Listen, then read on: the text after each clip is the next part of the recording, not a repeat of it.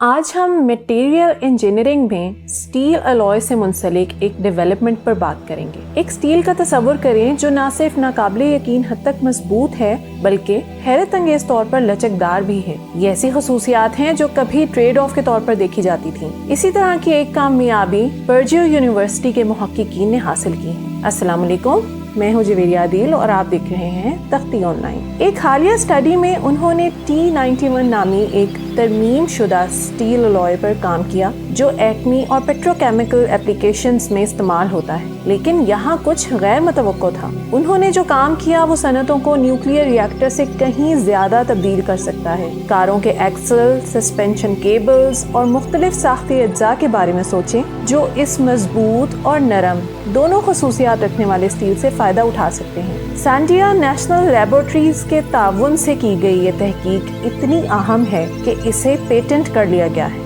Science advances में शाया होने वाले नताइज कुछ दिलचस्प सवालात उठाते हैं। सबसे पहले ये कि उन्होंने इस स्टील को इतना गैर मामूली कैसे बनाया। उन्होंने स्टील की सबसे बाहर वाली तह में इंतहाई बारीक धाती दाने बनाए। ये छोटे दाने तनाव की वजह से खींचते, घूमते और लंबे होते दिखाई देते हैं। इससे सुपर प्लास्टिसिटी की सतह तैयार होती है जिसकी वजाहत मुहक्किकीन पूरी तरह से नहीं दे सकते। स्टडी के सरकर्दा मुसन्निफ और पर्ड्यू यूनिवर्सिटी के स्कूल ऑफ मटेरियल इंजीनियरिंग के प्रोफेसर डॉक्टर शिंग यांग जंग कहते हैं ये एक पेचीदा अमल है और रिसर्च कम्युनिटी ने इससे पहले ऐसा वाकया नहीं देखा। तो सुपर प्लास्टिसिटी क्या है? जब किसी धात को दबाव का निशाना बनाया जाता है यानी उस पर प्रेशर दिया जाता है तो ये बिगड़ जाती है। इसके बारे में ऐसे लोगों के हजूम के बारे में सोचें जो हरकत तो करते हैं लेकिन साथ जुड़े रहते हैं। इससे ये धात को तोड़े बगैर खींचने और मोड़ने की इजाजत देता है। लेकिन यहाँ बात यह है कि बड़े दाने छोटे दानों के मुकाबले में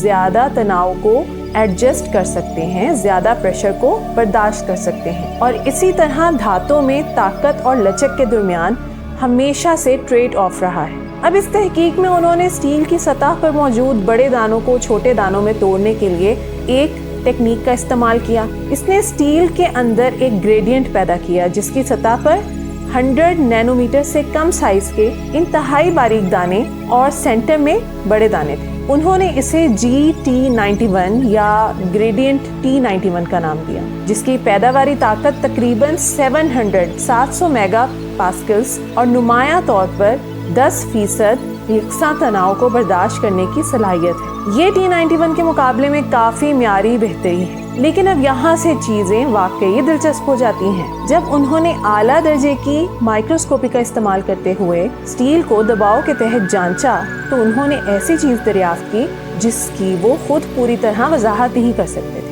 चूंकि स्टील को बढ़ते हुए प्रेशर का निशाना बनाया गया था, नैनो लैमिनेट में इंतहाई बारीक धात के दाने एक पुरस्रार तरीके से बिगड़ते दिखाई दे रहे थे। इस अमल के आगाज में दाने अमूदी शक्ल में होते हैं यानी लंबी शक्ल में होते हैं, लेकिन जैसे जैसे तनाव बढ़ता है वो गोल शक्ल में फैलते दिखाई देते हैं, फिर घूमते हैं और आखिर में उफ़क़ी तौर पर यानी हॉरिजॉन्टली लंबे हो जाते हैं।